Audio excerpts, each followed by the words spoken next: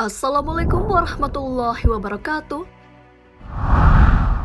Sahabat beriman, neraka adalah tempat paling buruk yang pernah ada. Itulah gambaran yang diberikan dalam berbagai dalil. Kita pun mengamininya karena mendengar gambaran-gambaran neraka yang sangat mengerikan. Namun ternyata ada tempat yang lebih mengerikan dari neraka. Tempat seperti apakah itu?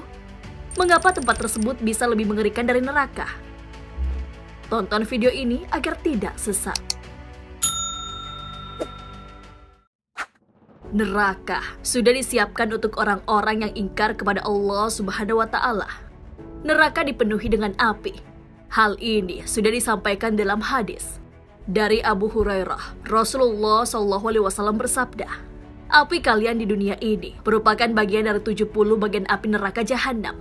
Ditanyakan kepada beliau, "Wahai Rasulullah, satu bagian itu saja sudah cukup untuk menyiksa pelaku maksiat?" Beliau bersabda, "Ditambahkan atasnya dengan 69 kali lipat yang sama panasnya." Hadis riwayat Bukhari. Rasanya tidak ada kebaikan yang ada dalam neraka itu, sebab penjaganya saja menyeramkan. Hai orang-orang yang beriman, peliharalah dirimu dan keluargamu dari api neraka yang bahan bakarnya adalah manusia dan batu. Penjaganya malaikat-malaikat yang kasar dan keras, yang tidak durhaka kepada Allah terhadap apa yang diperintahkan kepada mereka, dan selalu mengerjakan apa yang diperintahkan. Quran Surah At-Tahrim ayat 6. Tak hanya itu, suara neraka juga membuat bulu kuduk merinding. Apabila mereka dilemparkan ke dalamnya, mereka mendengar suara neraka yang mengerikan, sedang neraka itu menggelegak. Quran Surah Al-Mulk ayat 7. Jangan lupa bahwa salah satu bahan bakar neraka adalah manusia. Jika kamu tidak mampu membuatnya, dan pasti tidak akan mampu, maka takutlah kamu akan api neraka yang bahan bakarnya manusia dan batu, yang disediakan bagi orang-orang kafir. Quran Surah Al-Baqarah ayat 24. Terkait gambaran neraka, Rasulullah SAW sampai pernah menangis saat mendapatkan wahyu mengenai tempat mengerikan itu. Hal ini diabadikan dalam Al-Mawaiz Al-Usfuriyah. Saat itu, para sahabat khawatir sebab Rasulullah SAW bersedih.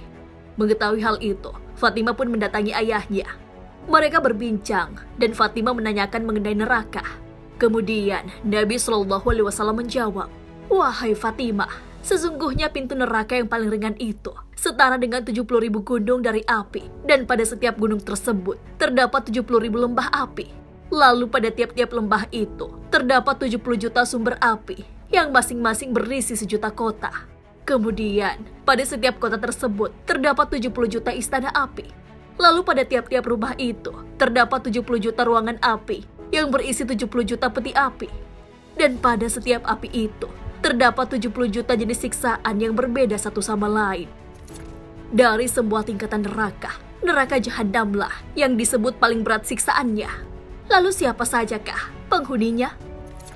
Sesungguhnya kami jadikan untuk isi neraka jahanam kebanyakan dari jin dan manusia. Mereka mempunyai hati, tetapi tidak dipergunakannya untuk memahami ayat-ayat Allah Subhanahu wa Ta'ala. Mereka mempunyai mata, tetapi tidak dipergunakan untuk melihat tanda-tanda kekuasaan Allah Subhanahu wa Ta'ala. Mereka mempunyai telinga, tetapi tidak dipergunakannya untuk mendengar ayat-ayat Allah Subhanahu wa Ta'ala. Mereka itu sebagai binatang ternak, bahkan mereka lebih sesat lagi. Mereka itulah orang-orang yang lalai. Quran Surah Al-A'raf ayat 179. Dari segala gambaran kengerian neraka, terutama neraka jahanam, ternyata masih ada tempat yang lebih menakutkan. Bahkan neraka jahanam memohon kepada Allah Subhanahu wa Ta'ala agar dijauhkan dari tempat tersebut. Tempat apakah itu? Tempat yang lebih menakutkan dari neraka jahanam adalah sebuah lembah bernama Jub Al-Hazn, yang diartikan sebagai lembah kesedihan. Tempat tersebut diceritakan oleh Ibnu Katsir dalam kitabnya. Rasulullah SAW bersabda, "Sesungguhnya di dalam neraka jahanam benar-benar terdapat sebuah lembah, yang neraka jahanam sendiri meminta perlindungan kepada Allah dari keganasan lembah itu setiap harinya sebanyak 400 kali. Lembah itu disediakan bagi orang-orang yang ria atau pamer dari kalangan umat Nabi Muhammad yang hafal kitabullah atau Al-Quran dan suka bersedekah. Tetapi bukan karena Allah, dan juga bagi orang yang berhaji ke Baitullah dan orang yang keluar untuk berjihad tetapi bukan karena Allah. Hadis riwayat Tabrani. Rasulullah SAW juga pernah menyuruh para sahabatnya untuk meminta perlindungan dari lembah tersebut. Nabi SAW bersabda, "Mohonlah perlindungan Allah Subhanahu wa Ta'ala dari Jub Al-Hazan."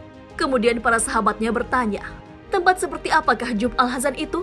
Lalu Nabi SAW pun menjawab, "Itulah sebuah lembah di neraka Jahannam, yang setiap hari neraka Jahannam sendiri memohon perlindungan dari itu Jub Al-Hazan sebanyak 100 kali."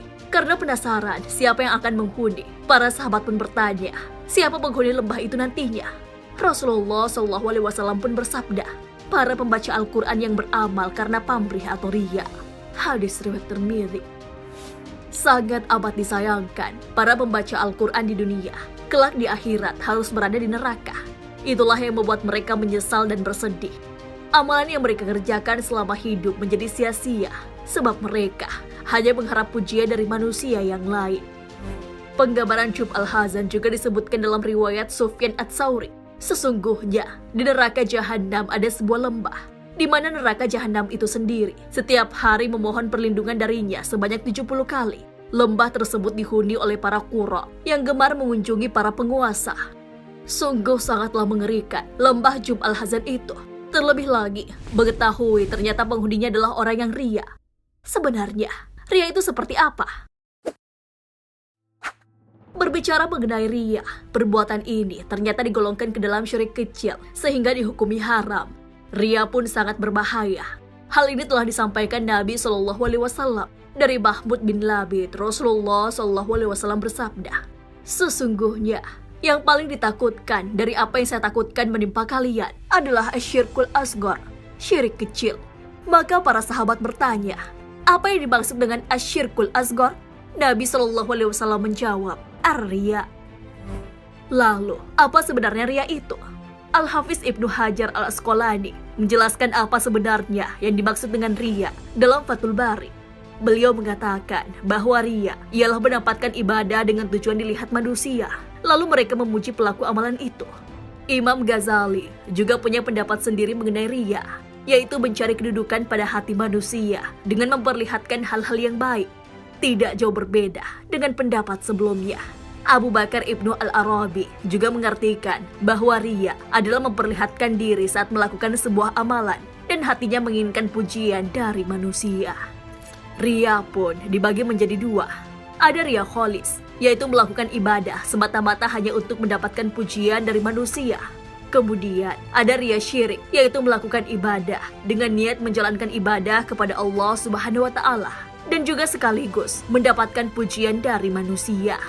Hidup orang yang riya akan selalu kelelahan, sebab yang dikejar adalah dunia, agar terus bisa dipuji dan diagung-agungkan oleh orang lain.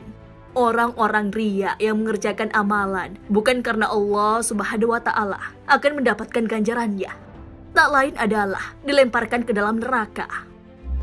Sesungguhnya orang-orang munafik itu menipu Allah, dan Allah membalas tipuan mereka. Dan apabila mereka berdiri untuk sholat, mereka berdiri dengan malas. Mereka bermaksud ria dengan sholat di hadapan manusia, dan tidaklah mereka menyebut Allah kecuali sedikit sekali. Quran Surah An-Nisa ayat 142. Sangat disayangkan jika amal yang sudah kita kerjakan malah sia-sia hanya karena kita tidak benar-benar melakukannya, hanya karena Allah Subhanahu wa Ta'ala semata. Rasulullah SAW sudah sejak dulu memperingatkan umatnya akan amalan yang dilakukan bukan karena Allah Subhanahu wa Ta'ala.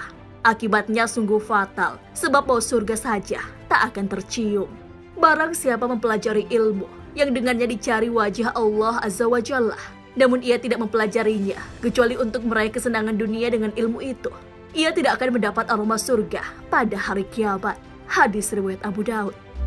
Sahabat beriman, membayangkan neraka, apalagi neraka Jahannam saja, sudah membuat kita ngeri. Sebab siksaannya sangatlah dahsyat.